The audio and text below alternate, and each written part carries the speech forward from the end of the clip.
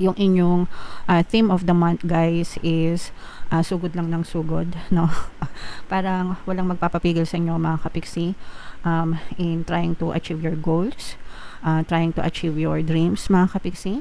Parang punong-puno kayo ng energy, mga kapiksi, kasi nga you are emotionally stable. So parang punong-puno kayo ng pagmamahal sa sarili nyo, sa buhay nyo, sa mga bagay na ginagawa nyo. And parang walang magpapapigil o hindi kayo magpapapigil kahit kanino, guys, para lang ma-achieve nyo yung mga goals nyo and yung mga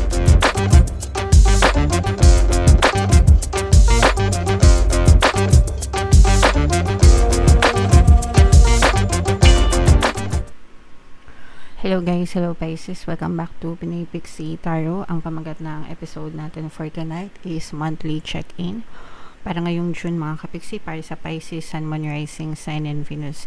In case hindi kayo nakaresonate dun sa monthly reading nyo, guys, pwede nyo panoorin tong video na to and check natin kung nandito yung energy nyo, mga kapiksi. So unahin natin tong deck na to, guys. Tingnan natin or pakinggan natin yung mga angel messages para sa inyo. By the way, mga kapiksi, sa mga naghahanap ng mga pampaswerte na lucky charms or lucky bracelet, check nyo yung mga items dun sa description box nitong video. May makikita kayong mga items doon, mga kapiksi. So ito yung mga angel messages para sa inyo, guys. Unang-una, we have this cycles and redeems. Ibig sabihin nito, guys, pakinggan nyo yung emosyon nyo, mga kapiksi, no?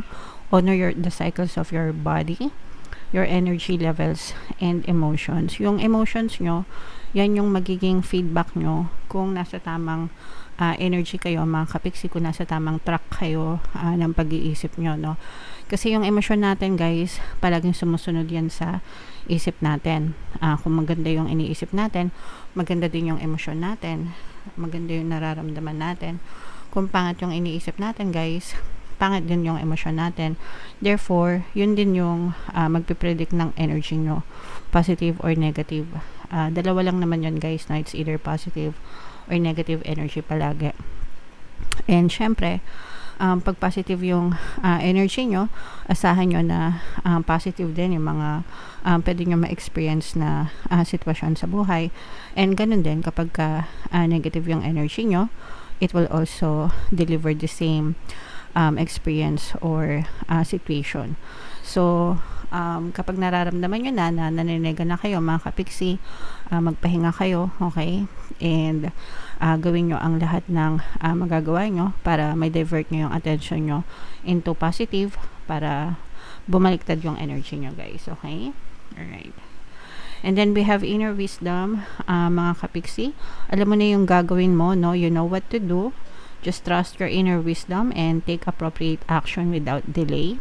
So sometimes kaya lang tayo nade-delay kasi una, yung pagiging indecisive, no? Kapag ka indecisive kayo, pag sinabing indecisive, guys, hindi makakapag-desisyon. Pero most of the time, guys, alam nyo naman talaga yung gagawin nyo, no? It's either tinatamad lang talaga kayo or hindi ko alam, mga kapiksi. Pero yeah, wag natin sayangan ng oras, guys, no? Kung meron tayong panahon or habang may panahon and pagkakataon pa, kumilos tayo ng naaayon para sa ating kabuhayan, okay? Alright. And another message, guys, is yung pagiging independent nyo, mga kapiksi, no? Masarap maging independent, masarap tumayo sa sariling mga paa, mga kapiksi. Parang feeling mo napaka-free mo and parang lahat magagawa mo kapag ka independent ka. So don't be afraid to stand on your own 2 feet, mga kapiksi. Yung strength mo, yung success mo, nakasalalay sa'yo, guys, okay? Alright. So comment down below, Pisces, if feeling nyo nakaresonate kayo dyan. Buno tayo. Hanapin natin yung energy nyo, Pisces. Shuffle natin to, guys. Habang sinashuffle ko to, panoorin nyo muna yung video natin regarding sa ating paano mag-manifest ng abundance video first. Kapiksi, sawa ka na ba sa mga struggles at hirap sa buhay mo? Masipag ka ba at masikap sa buhay ngunit hindi ka pa rin umaasenso? Ilang beses ka na bang nag-attempt magnegosyo at mag-invest pero palagi ka pa rin nalulugi?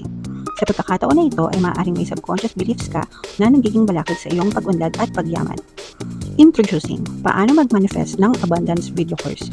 Dito ay matututunan mong ma-overcome ang mga balakid mo para tuluyan ka ng umunlad, umasenso, sumagana, maging matagumpay, successful at maswerte sa iyong kabuhayan, pera, trabaho, negosyo, salapi at kaperahan ng bonggang-bongga.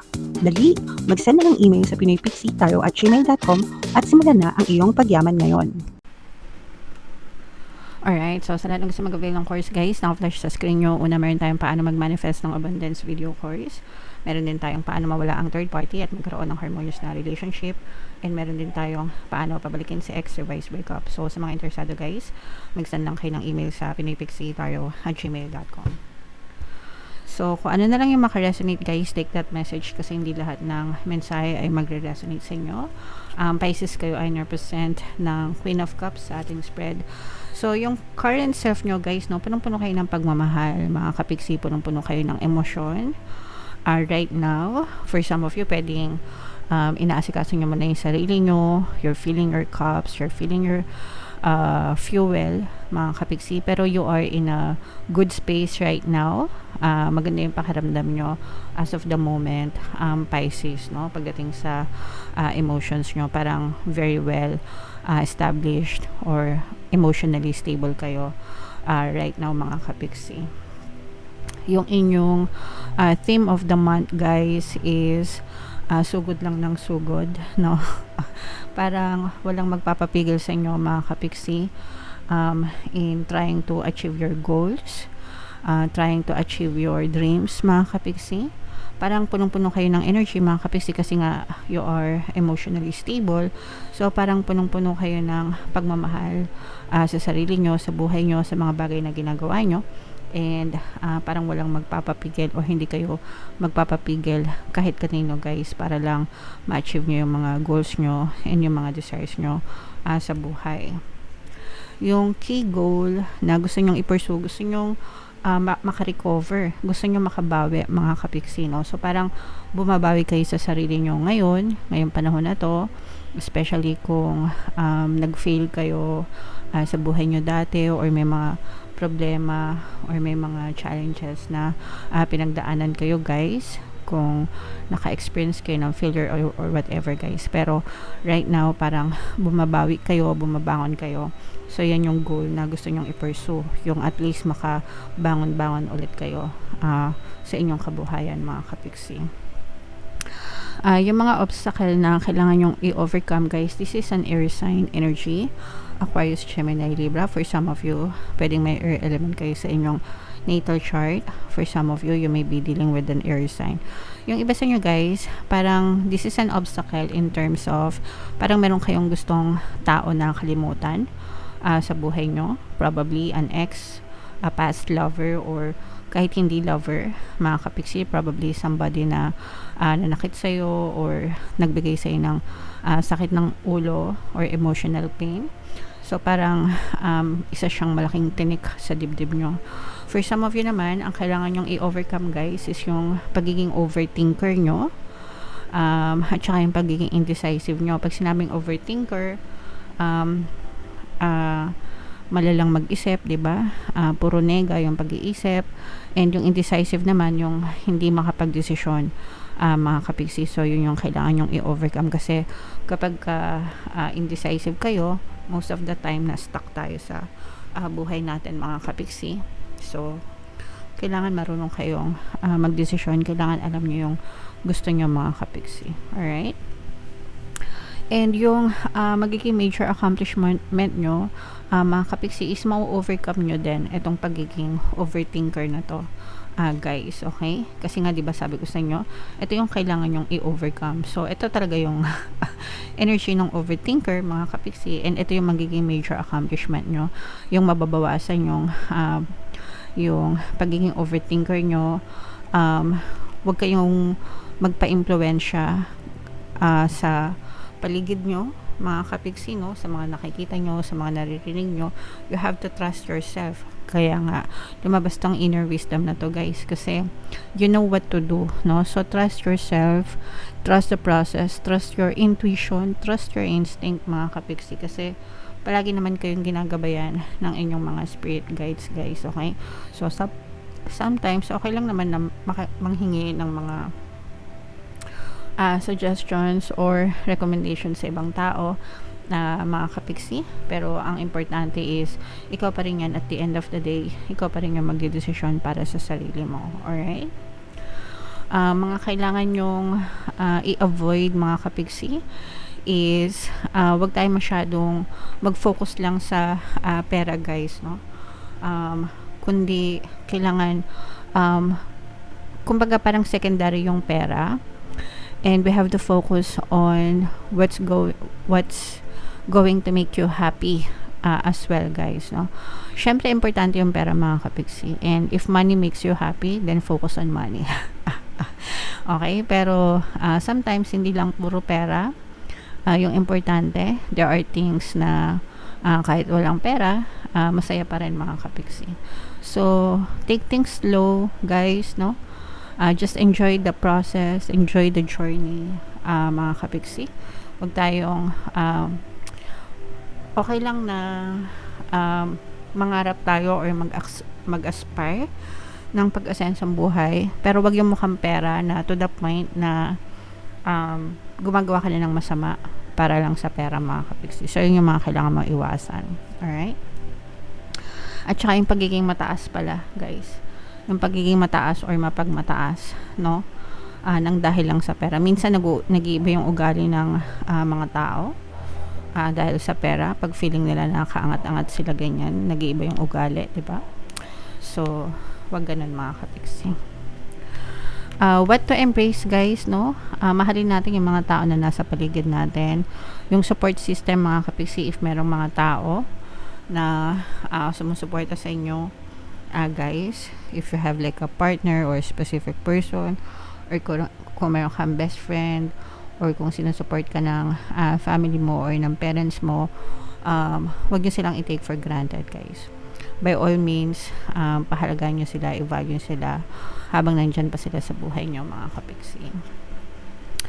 And where to find support? Yung support guys nasa paligid nyo lang, no? Minsan dinidedman nyo, minsan tinitake for granted nyo. Most of the time, ito yung mga tao na malapit sa inyo mga kapiksi, pero hindi nyo pinapansin.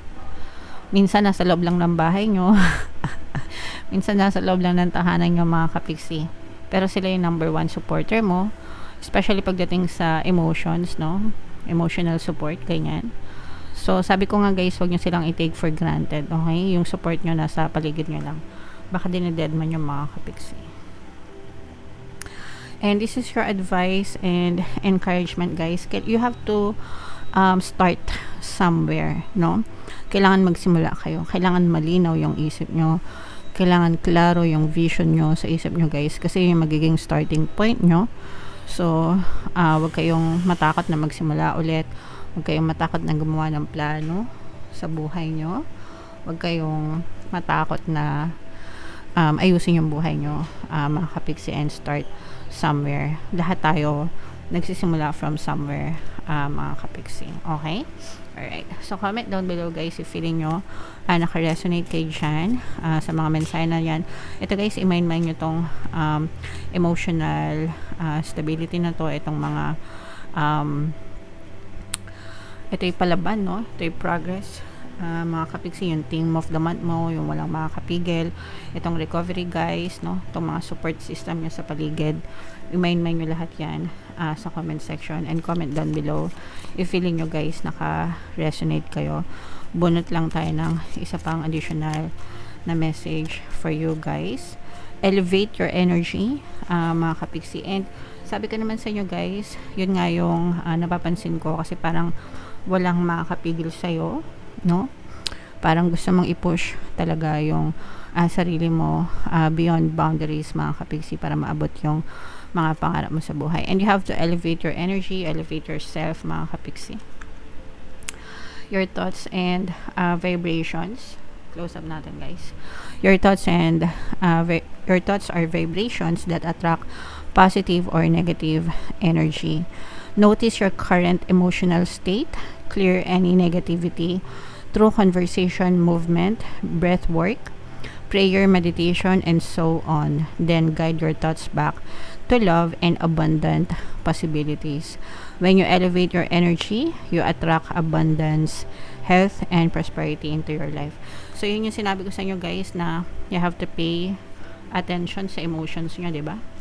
Yung unang-unang message, it's either positive or negative emotions lang naman tayo.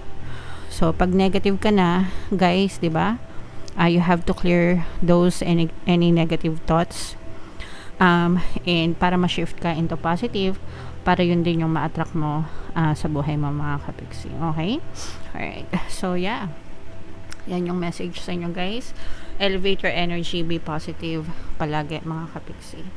So comment down below, Pisces, if feeling nyo naka-resonate kayo, and yung mga magaganda dito guys, i-mind nyo na sa comment section. For more tarot readings guys, ito yung playlist nyo. Ito naman yung ating success stories ng paano mag-manifest ng abundance video course. Thank you for liking, sharing, and subscribing.